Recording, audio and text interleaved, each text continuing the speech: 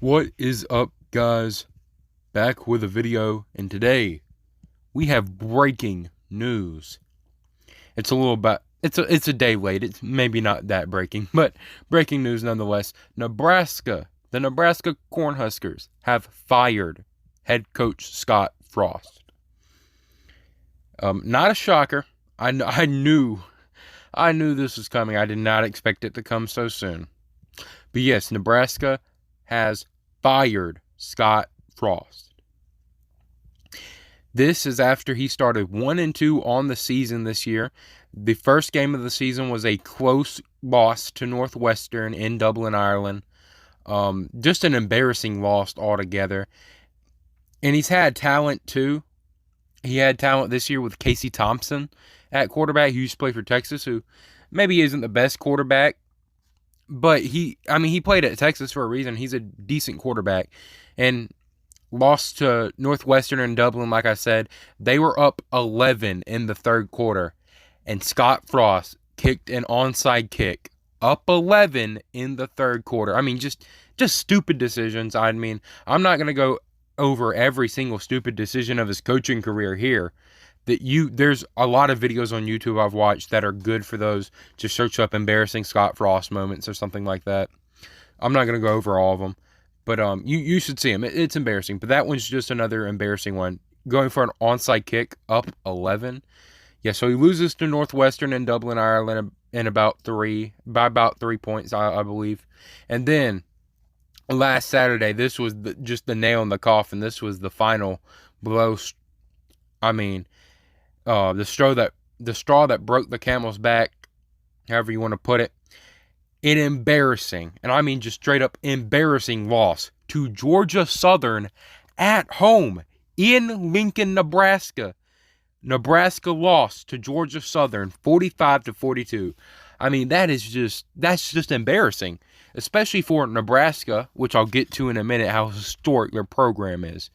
That Nebraska should not be losing like that. The Nebraska Cornhuskers should never lose a game like that.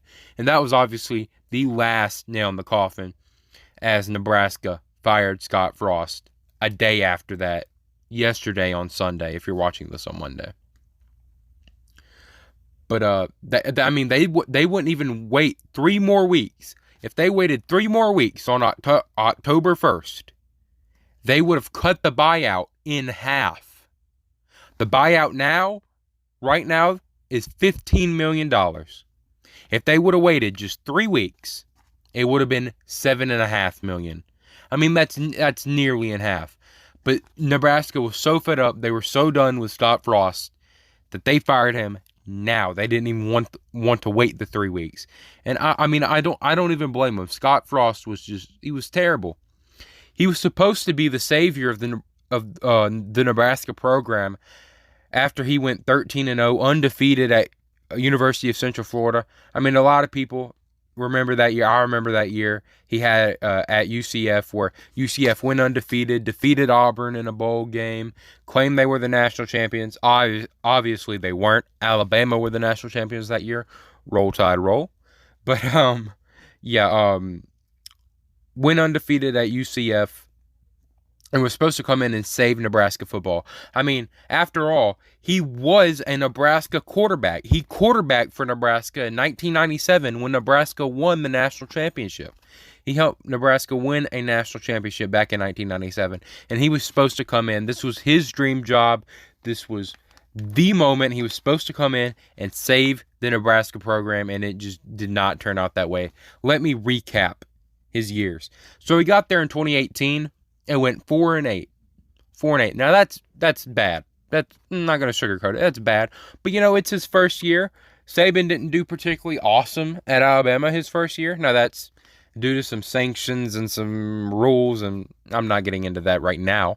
But I'm just saying it's not the worst thing in the world to go 4-8 your first year. It's bad, but it's not the worst. But then in 2019, 5-7. I guess that's an improvement, but when you're hailed as the savior of the program, you're supposed to do a little bit better than 5-7 your second year at a program like Nebraska. And then 2020, 3-5, maybe give them a slight break. A slight break. It's a COVID year, maybe. You can make that excuse. But I don't know. 4-8, 5-7, and 3-5 so far. Then last year, 2021, 3-9. 3-9 at the University of Nebraska. 3-9. That's insane. They should have fired him right then and there when he went 3-9, but they didn't. 3-9, and then this year he goes 1-2, and after the third game, Nebraska says you're done. They've seen enough. And to put this in perspective, his final win-loss total at Nebraska was 16-31. That is good for a 34% winning percentage. That's awful. That is god awful. I'm sorry I sound so negative here, but that's all he has been at Nebraska. Is just bad. And a 34% winning percentage is terrible, especially with the Cornhuskers. And what makes this especially embarrassing is that Georgia Southern, he lost to this weekend, last Saturday, was the 13th straight loss where he's lost by less than double digits, 9 or less. That's insane. All the 13 previous losses Nebraska has had under Scott Frost have all been less than double digits. All by single digits. That's terrible. That's insane. To lose that many close games. It's just bad. Scott Frost has been nothing but a failure at Nebraska. I thought he was going to do good at Nebraska. Now, I didn't think he was going to save Nebraska like some people were saying. But, I thought Nebraska might be decent again. I thought they might pull out an 8-4 year, a 7-5. Hell, maybe every once in a blue moon pull out a 10-2 or a 9-3. I didn't expect them to win the national championship or the Big Ten championship. But I expected them to do some good, be almost like Texas A&M has these past few years, be an 8-4, a 9-3 sometimes, a 7-5 around that area. But he couldn't even do that. I thought he was going to be all right, and I was wrong. But it's just insane how bad Scott Frost has been at Nebraska. He has been terrible. And looking at a larger trend here, looking at the bigger picture, Nebraska's fall from glory is sad. I'm not a Nebraska fan. I'm an Alabama fan. Roll Tide. I have no ties to Nebraska. I don't hate them. I don't love them. As long as I've been watching college football, I'm a young guy. I've only been watching college football for 5-7 years now, which is not a long time at all in the long run. Nebraska's never been relevant while I've watched college football. They just haven't. So I don't hate them or love them, but it's sad. It's sad to see how far they fell from glory.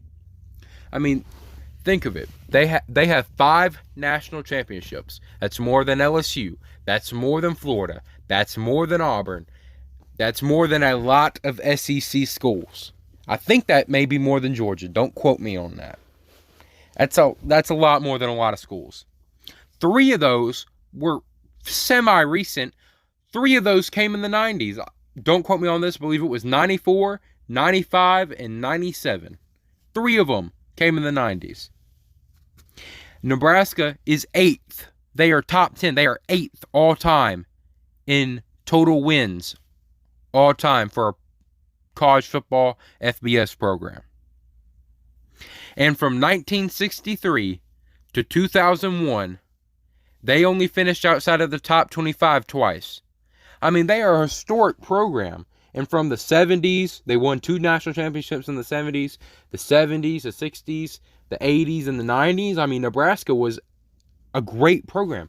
By a lot of people, they're still considered a blue blood program, even though they've struggled a lot in recent years. And, like I said, I don't like Nebraska. I don't care for them. I don't really hate them either.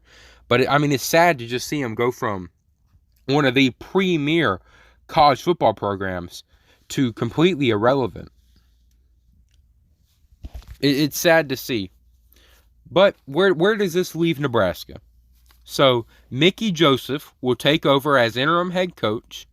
If you don't know, he's the brother of Vance Joseph, the former Broncos head coach, I believe it was. Not sure what he's up to now, but he's up to something in the NFL coach. And he'll take over as interim head coach, presumably for the rest of the season. And I'm not going to go into it. I believe it's too early to tell, but, Nebraska's probably got some candidates lined up. And I believe they can get a good head coach. I mean, like I said, Nebraska's historic program, 5 national championships, 8th all-time in wins. I believe they can get a good head coach. But they've struggled these past 20 years. To be as dominant as they were, way before I was born. But to be as dominant as they were in the 60s, 70s, 80s, and 90s, to go to this, it's embarrassing. It's terrible. It's terrible. But I hope they can turn it around, just because I just feel like they should be. I feel bad for Nebraska fans. If you're still a loyal Nebraska fan, 1, thank you for watching this video. 2, I feel bad for you. Trust me. But I believe it'll turn around soon. I don't want to give you false hope, but I believe it will turn around soon. Just trust it. But yeah, that's the video. Nebraska fires Scott Frost. I thought he was going to be good. He did not turn out to be good. But what do you think? What do you think of Scott Frost? Are you a Nebraska fan if you're watching this video? Did you ever think Scott Frost was going to be good? What do you think of the firing? Who do you think they should hire? Leave all your thoughts, opinions, comments right in the comment section below.